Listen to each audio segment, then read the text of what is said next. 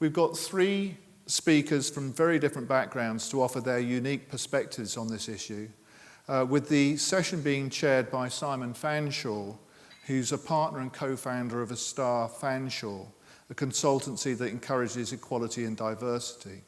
He describes himself on his website as a provocateur with a purpose. And I seem to remember from the first time we were researching his background before he chaired our annual dinner last year, that he got the Perrier Award for Best Stand-Up Comedy at the Edinburgh Festival. Is that right? It is, but I'm a lot funnier when I'm paid, Tim. Okay. So he's funnier when he's paid, and he's sitting down, so we probably won't get the stand-up comedy. So there we go. But he'll be making a return appearance, standing up, I hope, at our annual dinner in September. So we'll look forward to that. Anyway, please join me in welcoming Simon and the panel. Thank you very much, Tim. Cheers.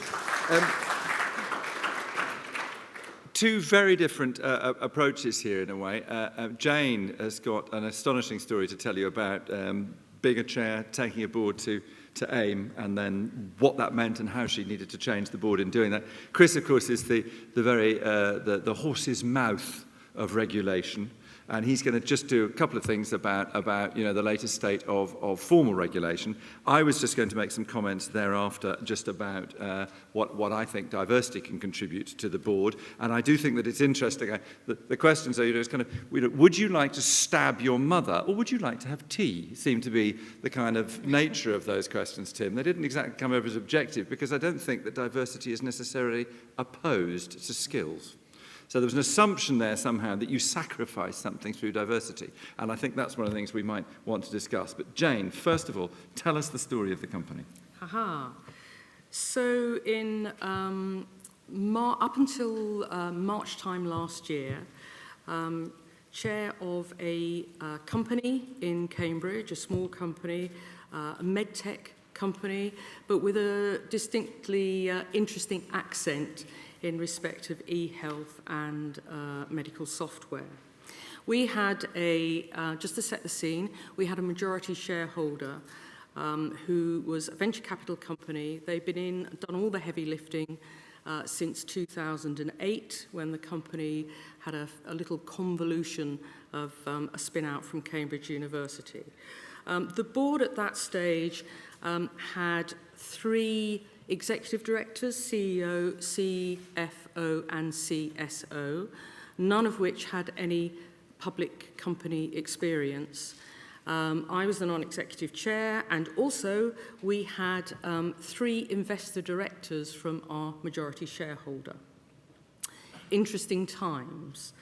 The majority shareholder had 76% of the business at the time, and elected for the company, as it had its right to do in the shareholder subscription agreement, to float onto the alternative investment market.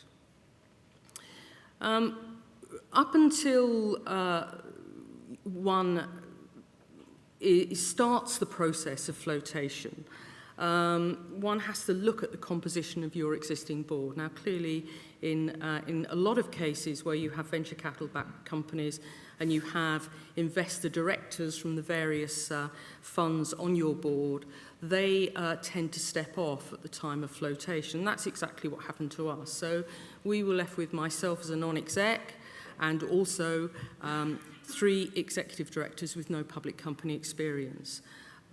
So needed to look at the composition of a new board.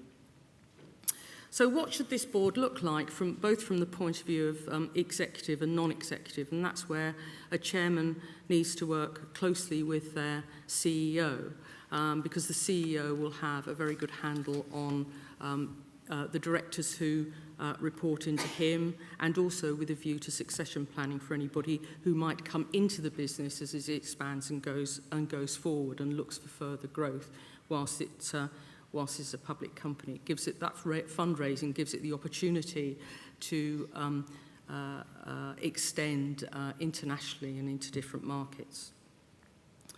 So sourcing, very important.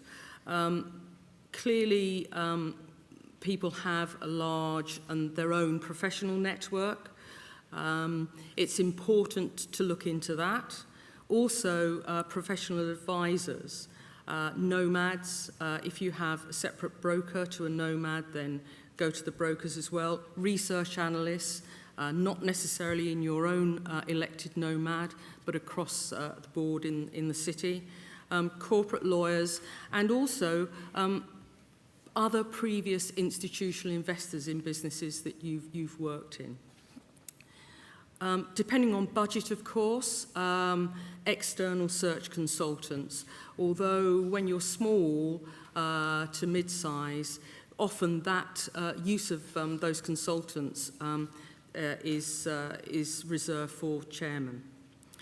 It's important to look forward to succession planning across the board and to understand that you might need to grow your board in tune with that of the company and its needs. Critically, you need enough time to recruit new non-executive directors. It's not to be rushed. Best candidates are often very heavily committed. They might not be available for 3 or 6 months. Also, once you have found a candidate where you feel they have the right level of experience, the right level of knowledge, they have experience in the public markets, you need to do comprehensive due diligence. That is also very important. Working on board development with the CEO, you have a group of people quite often who've not worked together before. What you must avoid at all costs, or what must be avoided, is where you have segmentation. So you have non-executives and you have executives, and you can't marry the two together, in a professional sense, of course.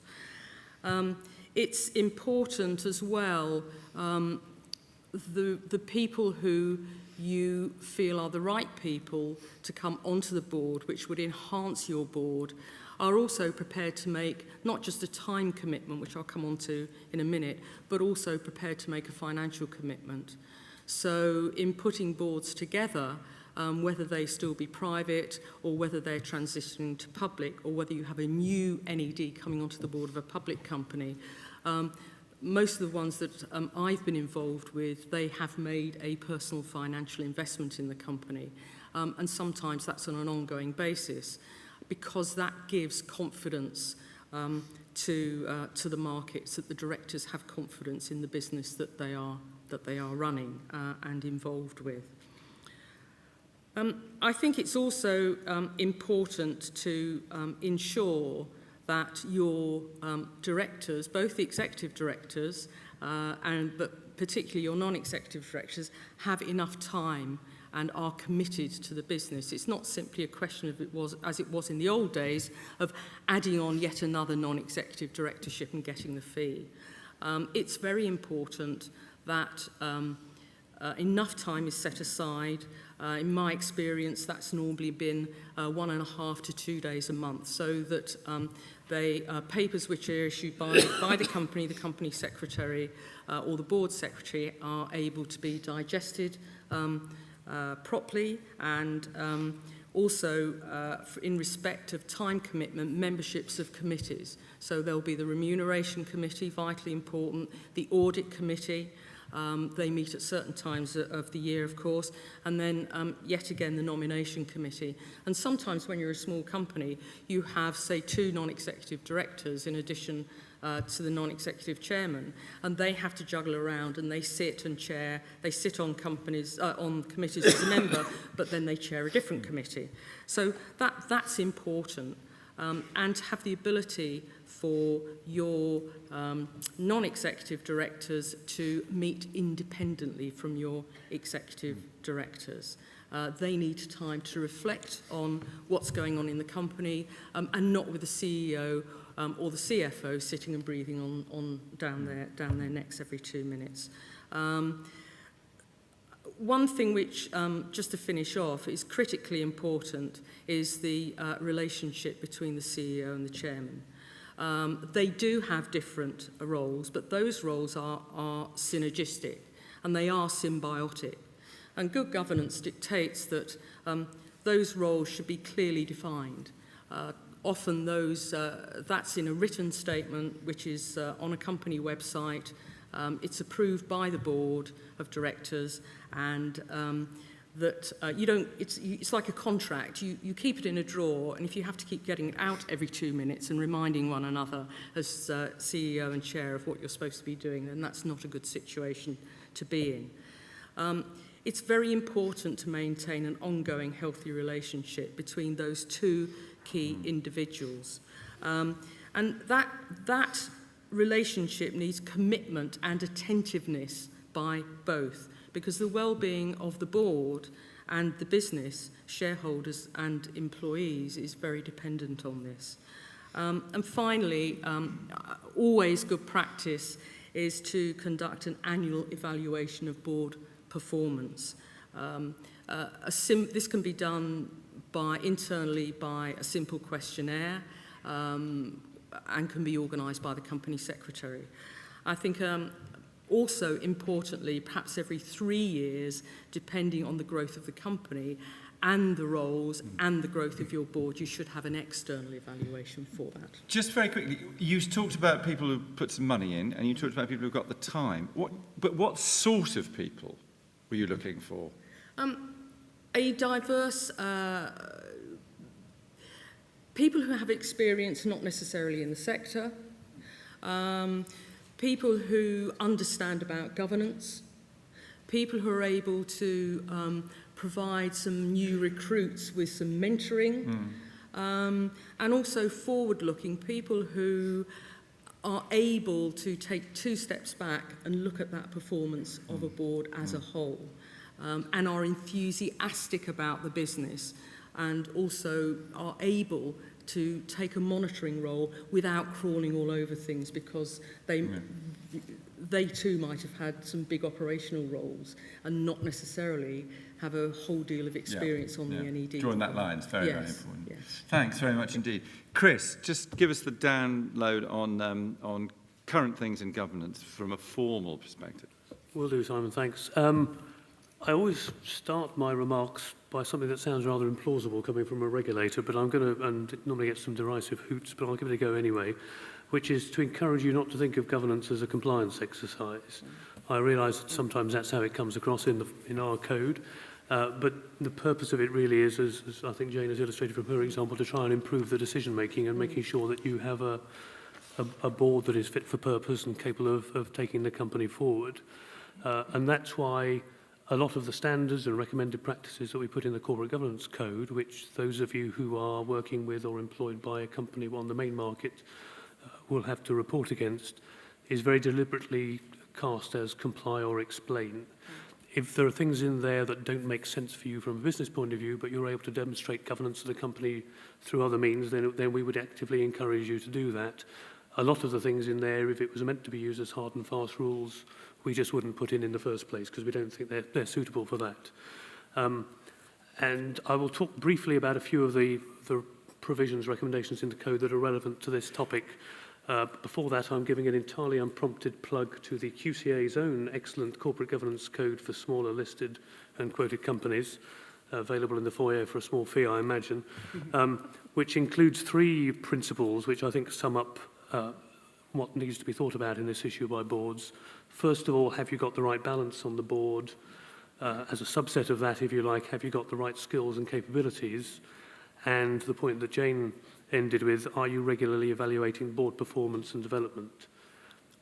Our corporate governance code sets out a few recommended best practices, standards, if you like. And again, these are all things that have been touched on already, so I'll keep it fairly brisk. In terms of balance and the number of independent directors, we recommend that for smaller companies, there's at least 2 non-executive directors, partly because they can bring skills and expertise that supplement that's available within the company, but also there are a lot of governance-related and committee work that needs to be done, and you need to have sufficient members of the board there able to deal with that work. For larger companies, we recommend that 50% of the board is independent.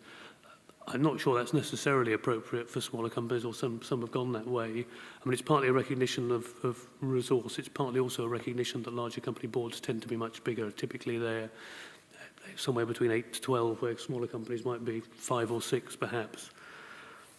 That's one aspect of getting the balance of the board. The second is in relation to the skills and capabilities, the principle in Tim's code. And again, I think this is something that we emphasise in the code. We do talk about the importance of diversity in its broadest sense. Gender tends to be how it's characterised at the moment in the debate. That's obviously a very important aspect, but it's not the only aspect. We've resisted any suggestion of quotas or formal targets in the code, because I think if you're starting from the position that you need to get a wide range of skills and capabilities, demographic experiences and ways of thinking onto the board, to try and set quotas for any individual element of that perhaps doesn't make a lot of sense. But we do, by specifically referring to the need to think about gender, hopefully prompt boards to look at that aspect as part of their consideration. What the code says is that the boards should have a policy on diversity in the boardroom, and that you should report annually on what that is and how you're progressing against meeting any targets you've set. But as I said, doesn't set any targets itself. The final thing that's already in the code that I just wanted to mention, which again is already referred to by Jane, is the recommendation for regular annual board evaluation. The point about external evaluation is an interesting one. We chose, when amending the Corporate Governance Code a few years ago, to recommend regular external review at least once every 3 years, to limit that to the FTSE 350. That wasn't intended to imply that it wasn't potentially of value for smaller companies. It was simply a reflection of the state of the market, if market's the right word, for the provision of these services at the time.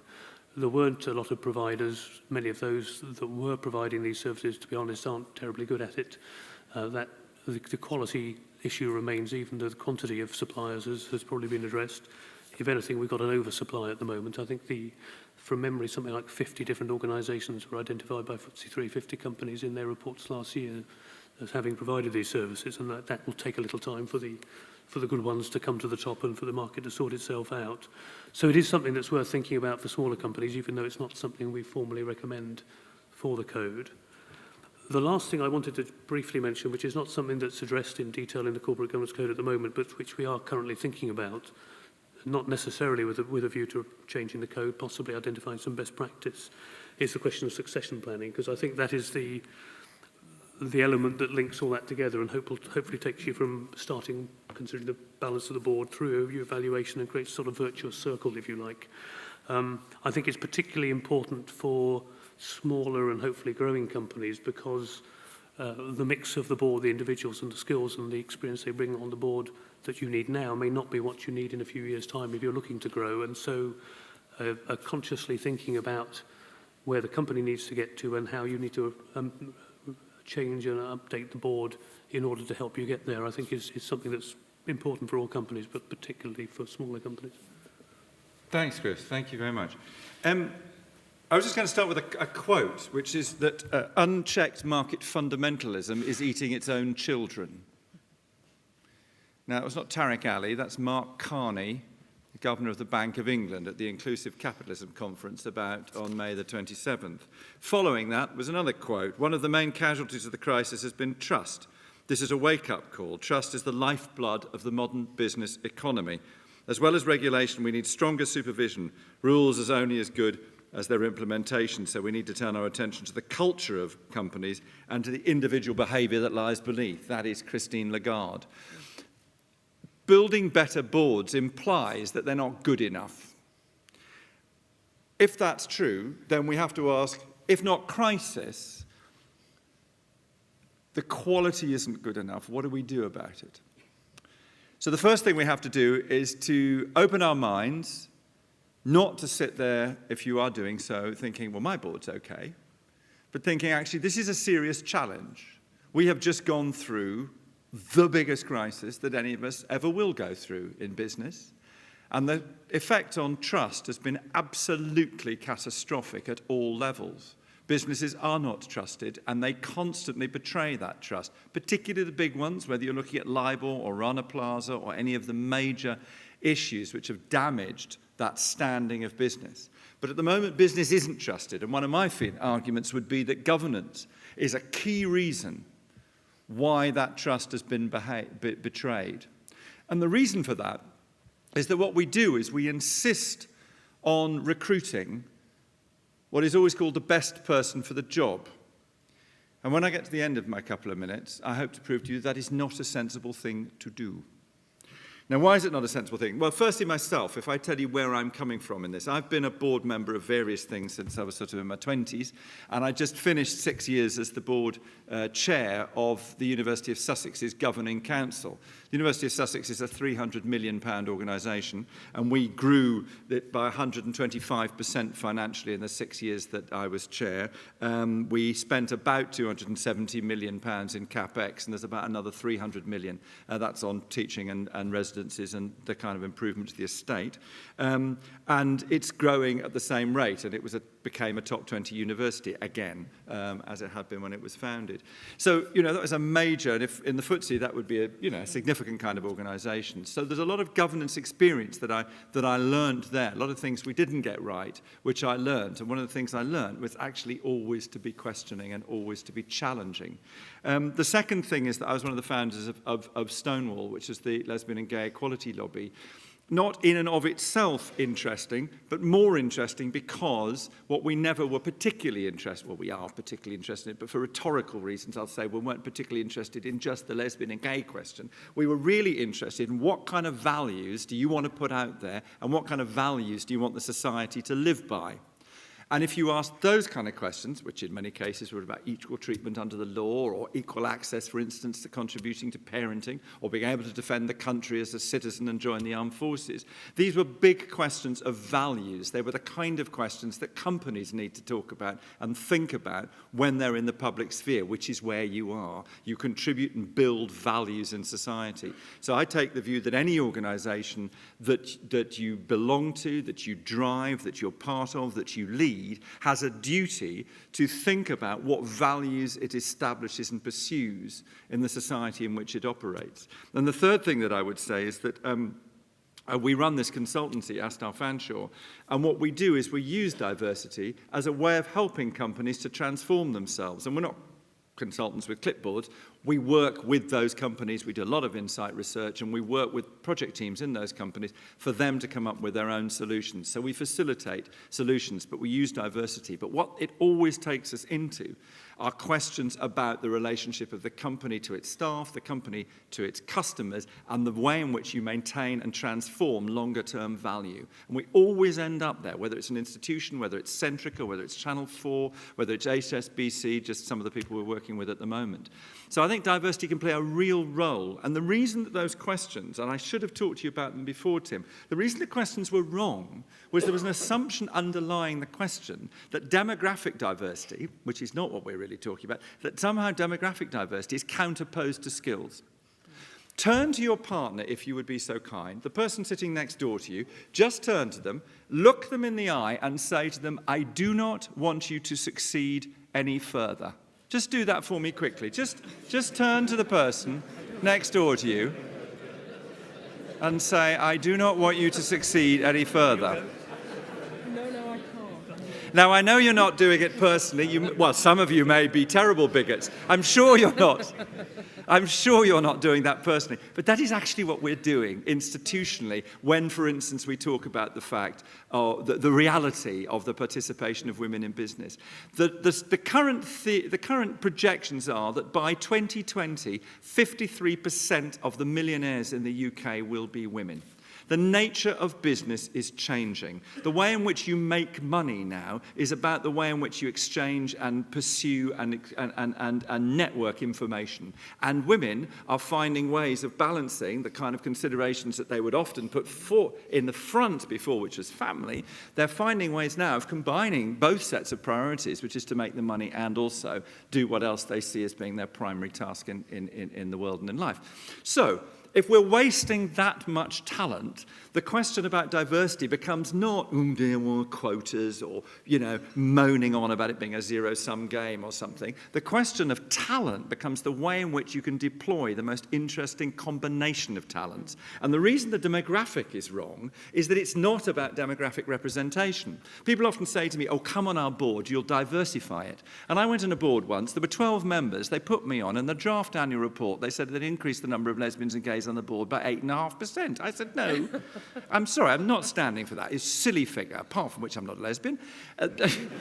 So that's 4.25% already. But you know what I mean? It doesn't help to talk necessarily about demography. The point about demography, it's merely a proxy.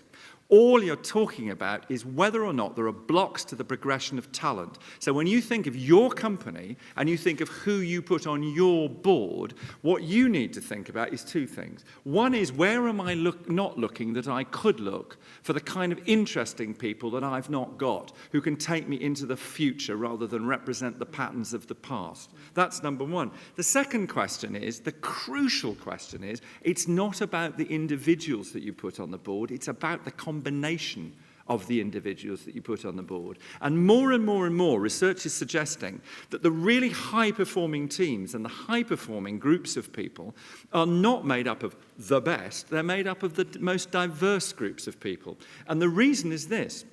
Fundamentally, if you just appoint the best person for the job, what you will do is appoint people who have got to a certain level in the sector or company or area in which they operate. And because of the way in which the current patterns are set, those people will be very similar, because currently what the sectors and the areas do is they throw up the same sort of people. So you get to that stage where you say, well, we're all 50, let's look for the best 50-year-olds to put on our board. Well, you'll find that most of them are men, because the structures have reproduced that bias in the numbers. So what we need to do if we're really going to look for new talent is we need to look outside the reproduction of those structures. So the reason why you shouldn't appoint the best man or woman for the job, don't appoint the best person, appoint the best team. And it's a wholly different way of thinking about the way in which you start to put together your board. And just to leave you with one final thought is that, you know, the three key things for me, and this is really just echoing what you've said. The first is about composition. It is this thing, it's not about representation, it's about the combination of people, so that trust and rigor is what you're after. You're after long-term value, the best strategy that can deliver long-term value for your shareholders and customers and staff. So you need rigor, you need people looking into the future and challenging. The second thing is culture of the board. If you have a board that is in any way passive, kowtows, as you were saying, to the chief execs and the execs, you have to be careful of that. If the board kowtows to the chair, look what happened to RBS, steamrolled by a powerful chief exec. You know, we all know companies and organizations that happens to that. So you have to create a culture within that board that is about challenge. And it's fundamentally about challenge. That's what you do with each other. It's the purpose that you're there to do, is to challenge each other to find the best long-term strategy. And the third thing, as you rightly said, I think, is the relationship between the chair and the CEO. And I think one of the things that's really difficult about that is the balance between friendship, respect, and challenge. It is really tough, because I don't think, personally, you can run a board as a chair unless you've got a relationship with the chief exec. If your relationship with her is not sufficiently close and personal that you really understand each other. But at the same time, once you do become close and personal, actually it's really tough to challenge. And that balance between understanding each other and being close to each other, and also maintaining a level of distance with each other so that you've got integrity with each other to challenge, is an extremely difficult balance. So my 3 C's, as I say, are composition, culture, and CEO and chair. So for me, the reason, just to go back to the demography, diversity is not about representation. It's about the different ways in which you think. And to leave you one couple of short anecdotes. One is that if you're going to challenge these things, you have to challenge the assumptions that underlie them. We did some work with the Met a few years ago, and this bloke said to us, he said, there will never be a woman in the dog handling section of the Metropolitan Police. And we said, why? And he said, because in order to be in the dog handling section of the Metropolitan Police, you have to be able to throw an Alsatian over a 6-foot wall. And my business partner, Roy, said, has anybody actually ever thrown an Alsatian over a 6-foot wall? He said, no, it doesn't come up, really. That rule no longer exists. There are women in the dog handling section of the Metropolitan Police. And a lot of very relieved dogs, by the way, I'll tell you, as well. You know, so always remember that. The other one is Bletchley. You know about the Enigma code.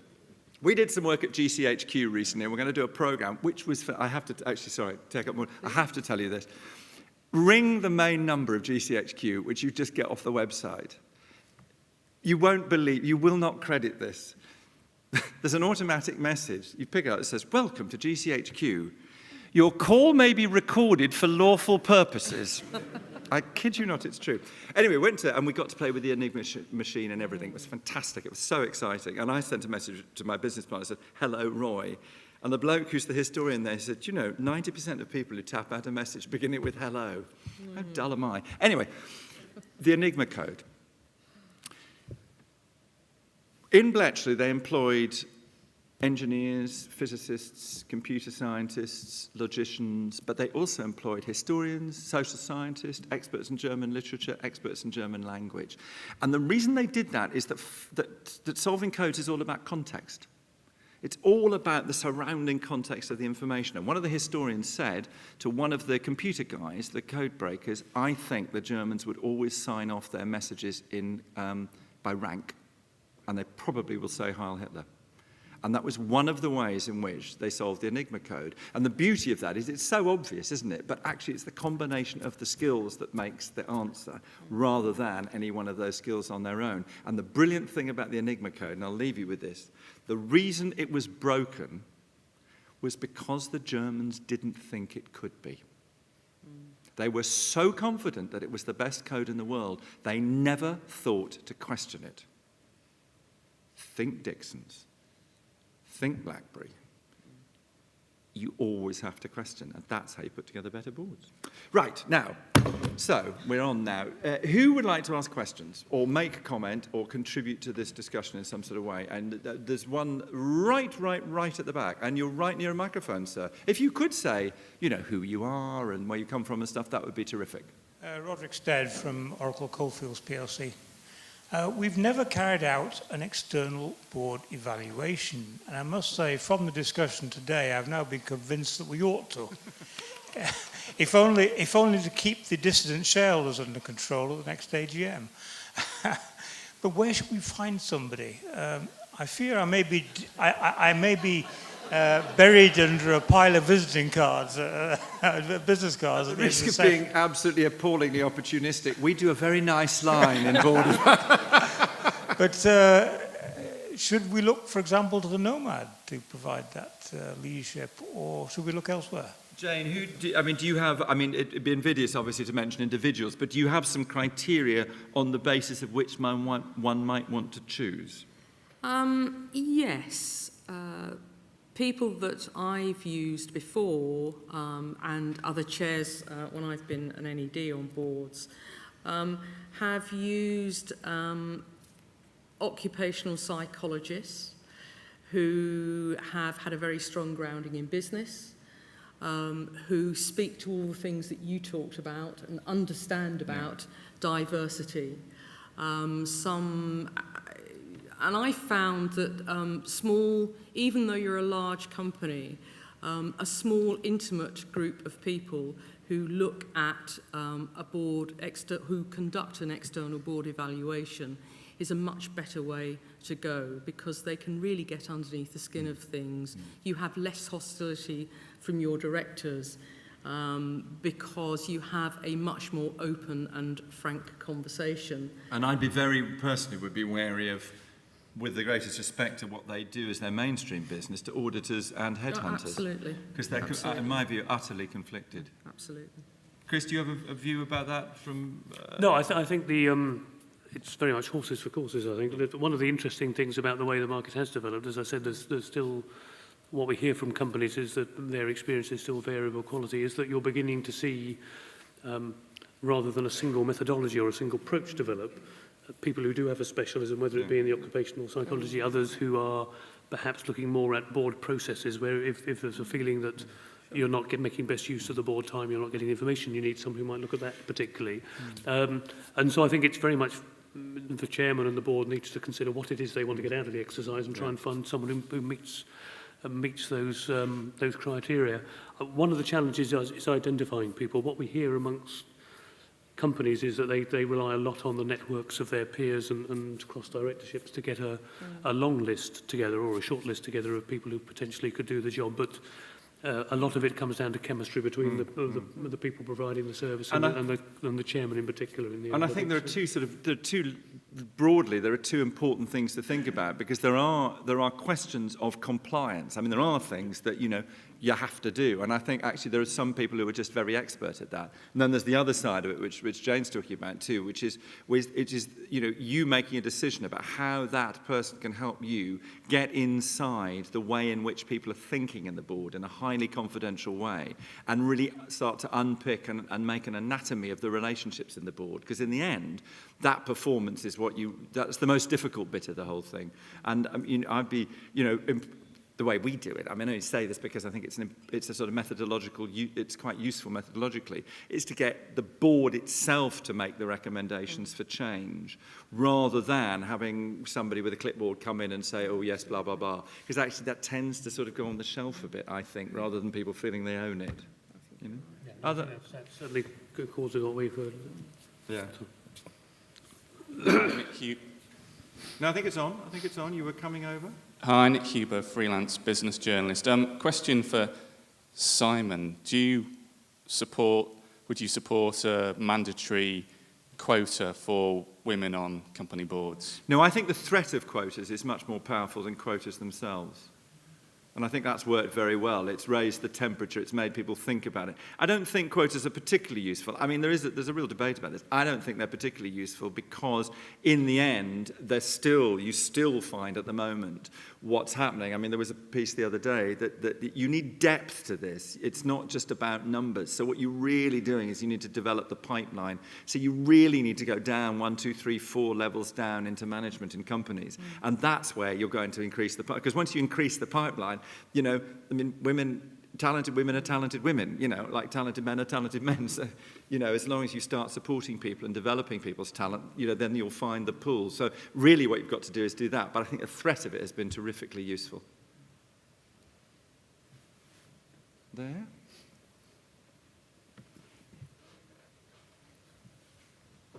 If you could run, I know, you're young, Thank you. Neil Holmes from Norman Broadbent. This is a question really for the panel, but certainly picking up with you, Simon. Gender diversity. You mentioned there about quotas. Certainly, Vince Cable's threat of quotas for the FTSE 350 has created tremendous difference in the board composition over the FTSE 350 over the last 3 years. In comparison, AIM has largely ignored any gender quota. I'll give you an example. There's just 25 female non-execs who've been appointed to AIM boards over the last year, compared to 600 plus men. What is the panel's view on this, and what should AIM companies in particular do to enhance better gender diversity on their boards? Interestingly, somebody asked me only about an hour and a half ago where they could find the analysis of NEDs on AIM. Where do you figure, and I didn't know the answer, so I'd be really interested to know where you got the figures from. Come to Norman Broadbent, we'll tell you. Norman Broadbent. Oh yes, well we know your MD will get the figures out of Irvine, I think. Right, now.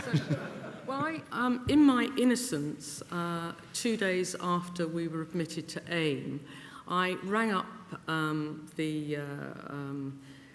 my contact at AIM, and I said, interesting. I said, we've got a female CEO and we've got a female chair.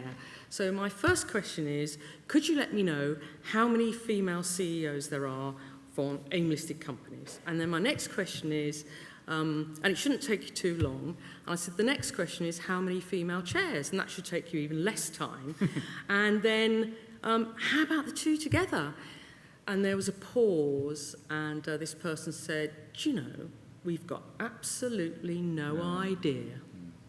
But I can give you, if you wait a few days, I'll send you an email, and there are 1 or 2 market research companies who might actually have that data.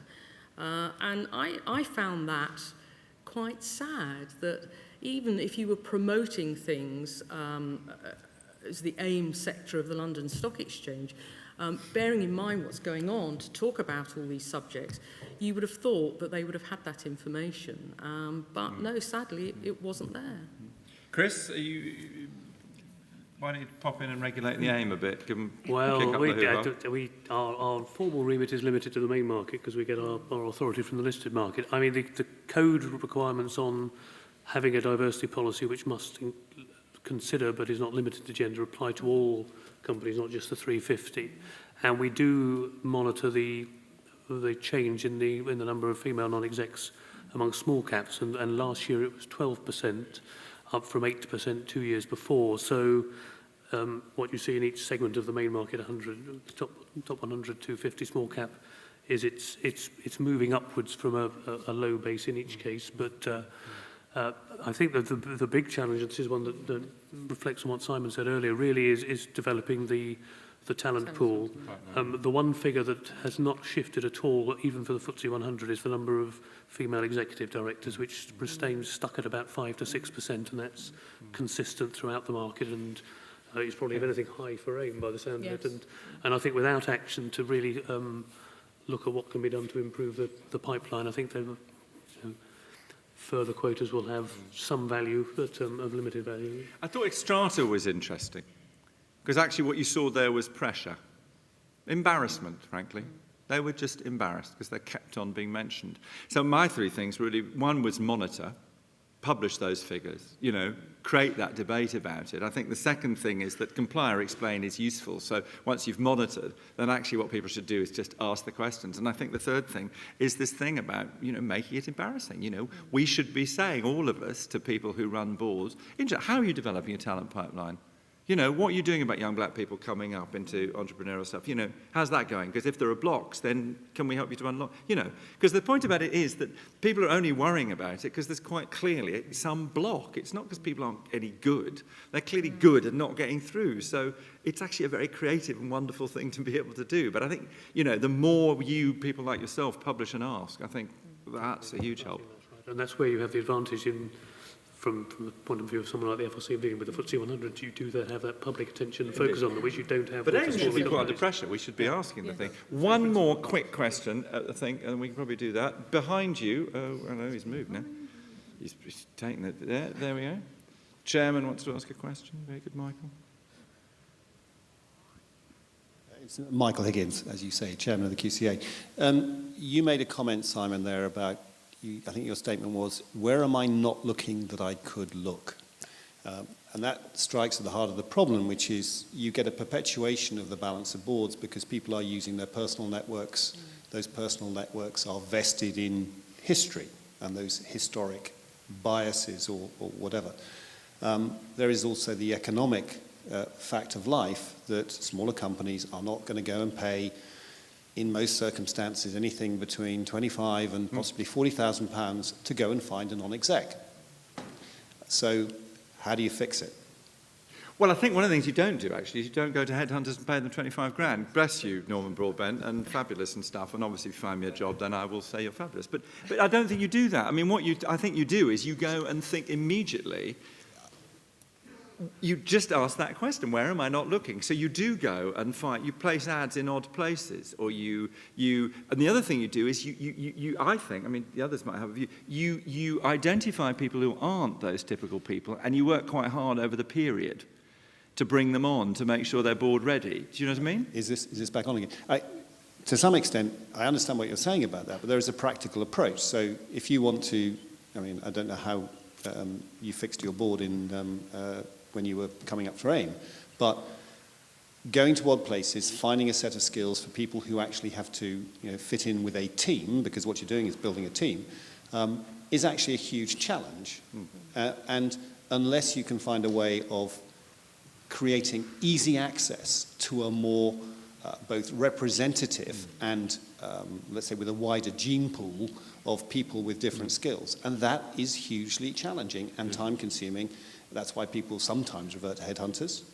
But on the other hand, otherwise you have to build your own extensive network in order to try and achieve it. Well, yeah, but there are things like the NED Hub and the FT NED Club and places like, I mean, there are about 80 organisations that organise. Are those balanced and representative?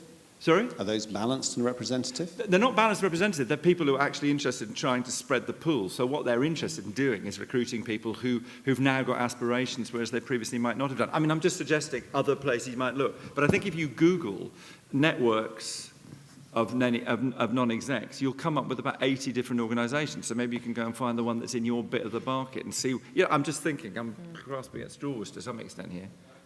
And to some extent, that's the problem that people face. Yes. Which is we have to make it easier.